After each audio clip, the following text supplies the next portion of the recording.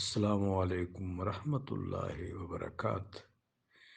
ام المومنین صدیقہ کبریٰ ام المومنین حضرت خدیجہ سلام اللہ علیہا متمول خاتون ہیں، طاہرہ طیبہ رئیس عرب حضرت خدیجہ سلام اللہ علیہا۔ میرے آقا و مولا علیہ الصلوۃ والسلام نے ان کے تجارتی امور کی سرپرستی بھی فرمائی۔ یہ امت پر میرے آقا و مولا علیہ السلام کی خصوصی شفقتیں ہیں، بہت خصوصی شفقت۔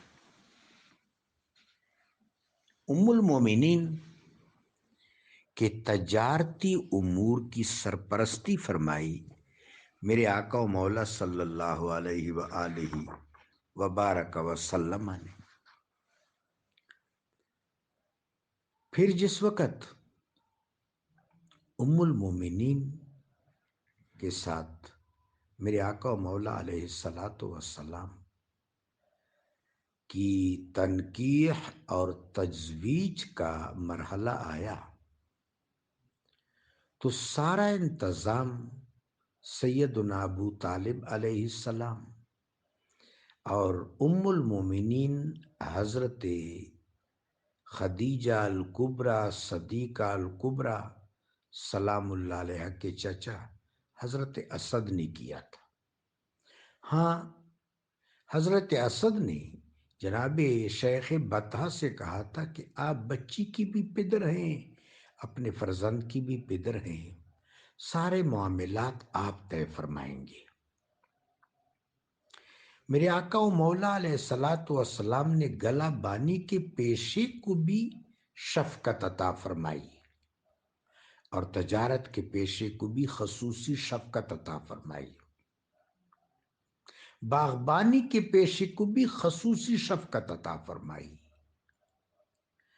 محنت و مزدوری کے پیشے کو بھی خصوصی شفقت عطا فرمائی، نت نئے کسب حلال کے طرائق اور ذرائع کی ترغیب بھی عطا فرماتے تھے میرے آقا و مولا صلی اللہ علیہ وسلم۔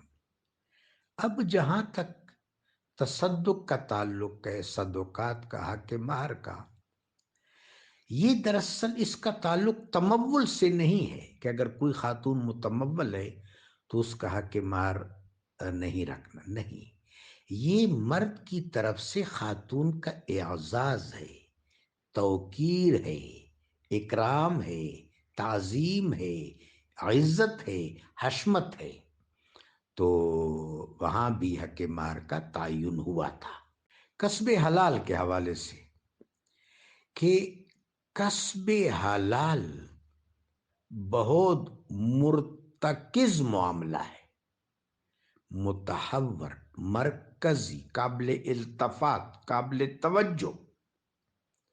بخشیش کے درجے میں کوئی ہبہ کر لے، کوئی عطیہ دے دے، کوئی تحفہ دے دے، کوئی تصدق کر لے، کوئی تحفہ دے دے، اس میں کوئی حرج نہیں، بطیب خاطر اور بطیب خاطر۔ کوئی محتاج اور سائل ہے تو اس کو الحاف نہیں کرنا چاہیے، اس کو اپنے رب کا شکوہ نہیں کرنا چاہیے۔ خلق خدا اگر اللہ کے اذن سے، اللہ کی نعمتوں میں سے اس کا کوئی حصہ ہبہ کر دے تو اس پر صابر و شاکر رہنا چاہیے۔ ہاں، طمع نفس، شح نفس، اشراف نفس، یہ چیزیں تصوف و طریقت میں محمود نہیں سمجھی گئی ہیں۔ اپنا معاملہ اپنے رب کے سپرد رکھنا اچھا ہے۔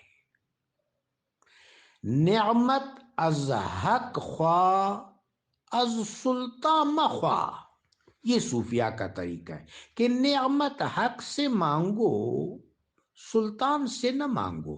سلطان کو بھی تو اللہ نے نعمت دی ہے، منعم حقیقی اللہ ہے۔